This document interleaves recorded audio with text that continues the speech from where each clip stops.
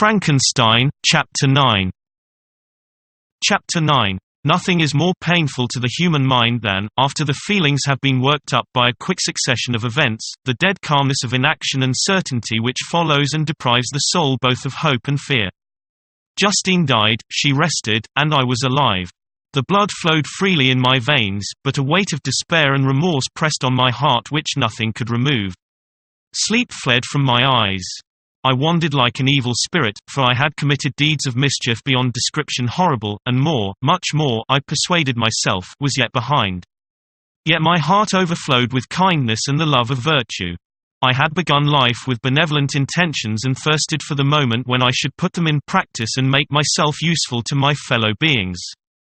Now all was blasted. Instead of that serenity of conscience which allowed me to look back upon the past with self-satisfaction, and from thence to gather promise of new hopes, I was seized by remorse and the sense of guilt, which hurried me away to a hell of intense tortures such as no language can describe. This state of mind preyed upon my health, which had perhaps never entirely recovered from the first shock it had sustained. I shunned the face of man. All sound of joy or complacency was torture to me. Solitude was my only consolation, deep, dark, death-like solitude. My father observed with pain the alteration perceptible in my disposition and habits and endeavored by arguments deduced from the feelings of his serene conscience and guiltless life to inspire me with fortitude and awaken in me the courage to dispel the dark cloud which brooded over me. "Do you think, Victor," said he, "that I do not suffer also? No one could love a child more than I loved your brother." Tears came into his eyes as he spoke. "But is it not a duty to the survivors that we should refrain from augmenting their unhappiness by an appearance of a moderate grief? It is also a duty owed to yourself, for excessive sorrow prevents improvement or enjoyment, or even the discharge of daily usefulness, without which no man is fit for society." This advice, although good, was totally inapplicable to my case. I should have been the first to hide my grief and console my friends if remorse had not mingled its bitterness, and terror its alarm, with my other sensations. Now I could only answer my father with a look of despair and endeavor to hide myself from his view. About this time we retired to our house at Belrive. This change was particularly agreeable to me. The shutting of the gates regularly at 10 o'clock and the impossibility of remaining on the lake after that hour had rendered our residence within the walls of Geneva very irksome to me. I was now free. Often, after the rest of the family had retired for the night, I took the boat and passed many hours upon the water. Sometimes, with my sails set, I was carried by the wind. And sometimes, after rowing into the middle of the lake, I left the boat to pursue its own course and gave way to my own miserable reflections. I was often tempted, when all was at peace around me, and I the only unquiet thing that wandered restless in a scene so beautiful and heavenly, if I except some bat, or the frogs, whose harsh and interrupted croaking was heard only when I approached the shore, often, I say, I was tempted to plunge into the silent lake, that the waters might close over me and my calamities forever. But I was restrained, when I thought of the heroic and suffering Elizabeth, whom I tenderly loved, and whose existence was bound up in mine. I thought also of my father and surviving brother. Should I by my base desertion leave them exposed and unprotected to the malice of the fiend whom I had let loose among them? At these moments I wept bitterly and wished that peace would revisit my mind only that I might afford them consolation and happiness. But that could not be. Remorse extinguished every hope. I had been the author of unalterable evils, and I lived in daily fear lest the monster whom I had created should perpetrate some new wickedness. I had an obscure feeling that all was not over and that he would still commit some signal crime, which by its enormity should almost efface the recollection of the past.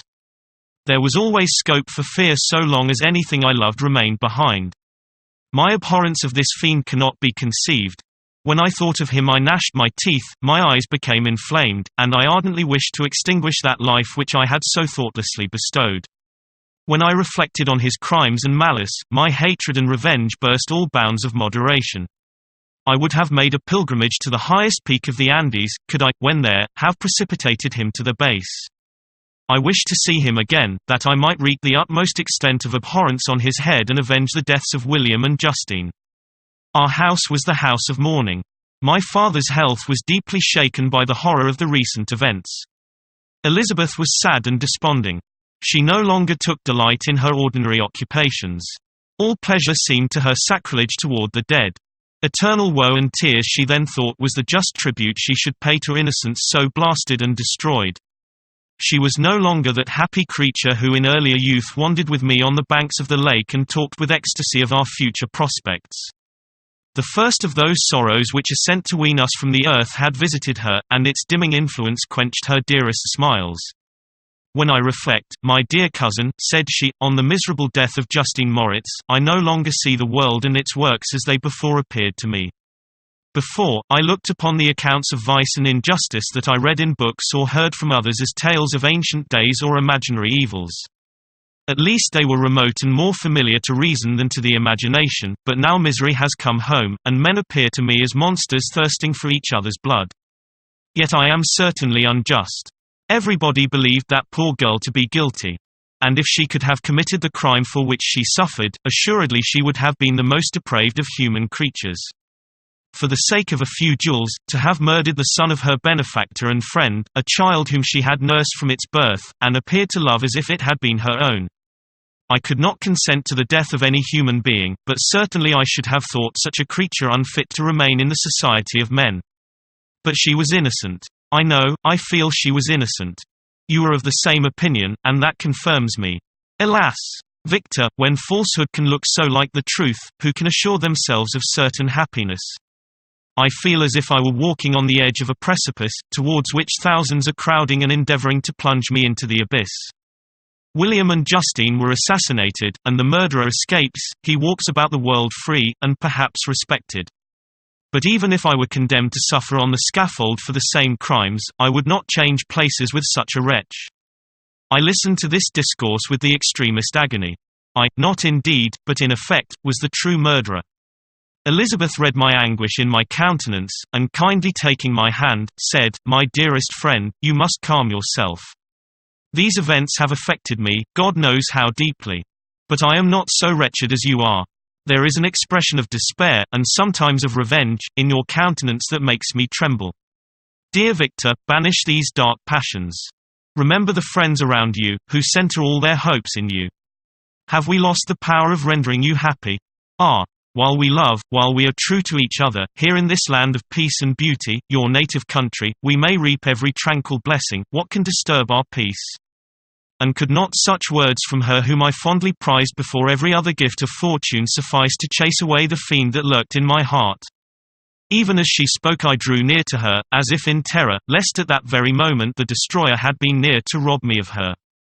Thus not the tenderness of friendship, nor the beauty of earth, nor of heaven, could redeem my soul from woe. The very accents of love were ineffectual. I was encompassed by a cloud which no beneficial influence could penetrate. The wounded deer dragging its fainting limbs to some untrodden brake, there to gaze upon the arrow which had pierced it, and to die, was but a type of me. Sometimes I could cope with the sullen despair that overwhelmed me, but sometimes the whirlwind passions of my soul drove me to seek, by bodily exercise and by change of place, some relief from my intolerable sensations. It was during an access of this kind that I suddenly left my home, and bending my steps towards the near alpine valleys, sought in the magnificence, the eternity of such scenes, to forget myself and my ephemeral, because human, sorrows. My wanderings were directed towards the valley of Chamonix. I had visited it frequently during my boyhood. 6 years had passed since then. I was a wreck, but naught had changed in those savage and enduring scenes. I performed the first part of my journey on horseback. I afterwards hired a mule, as the more sure-footed and least liable to receive injury on these rugged roads. The weather was fine. It was about the middle of the month of August, nearly 2 months after the death of Justine, that miserable epoch from which I dated all my woe. The weight upon my spirit was sensibly lightened as I plunged yet deeper in the ravine of Arve. The immense mountains and precipices that overhung me on every side, the sound of the river raging among the rocks, and the dashing of the waterfalls around spoke of a power mighty as omnipotence, and I ceased to fear or to bend before any being less almighty than that which had created and ruled the elements, here displayed in their most terrific guise. Still, as I ascended higher, the valley assumed a more magnificent and astonishing character. Ruined castles hanging on the precipices of pinny mountains, the impetuous Arve, and cottages every here and there peeping forth from among the trees formed a scene of singular beauty. but it was augmented and rendered sublime by the mighty Alps, whose white and shining pyramids and domes towered above all, as belonging to another earth, the habitations of another race of beings. I passed the bridge of Pelicia, where the ravine, which the river forms, opened before me, and I began to ascend the mountain that overhangs it. Soon after, I entered the valley of Chamonix. This valley is more wonderful and sublime, but not so beautiful and picturesque as that of Servox, through which I had just passed. The high and snowy mountains were its immediate boundaries, but I saw no more ruined castles and fertile fields. Immense glaciers approached the road.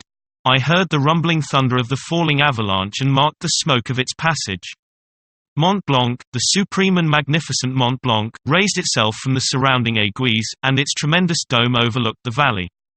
A tingling long-lost sense of pleasure often came across me during this journey. Some turn in the road, some new object suddenly perceived and recognized, reminded me of days gone by, and were associated with the light-hearted gaiety of boyhood. The very winds whispered in soothing accents, and maternal nature bade me weep no more. Then again the kindly influence ceased to act, I found myself fettered again to grief and indulging in all the misery of reflection. Then I spurred on my animal, striving so to forget the world, my fears, and more than all, myself, or, in a more desperate fashion, I alighted and threw myself on the grass, weighed down by horror and despair. At length I arrived at the village of Chamonix. Exhaustion succeeded to the extreme fatigue both of body and of mind which I had endured. For a short space of time I remained at the window watching the pallid lightnings that played above Mont Blanc and listening to the rushing of the Arve, which pursued its noisy way beneath.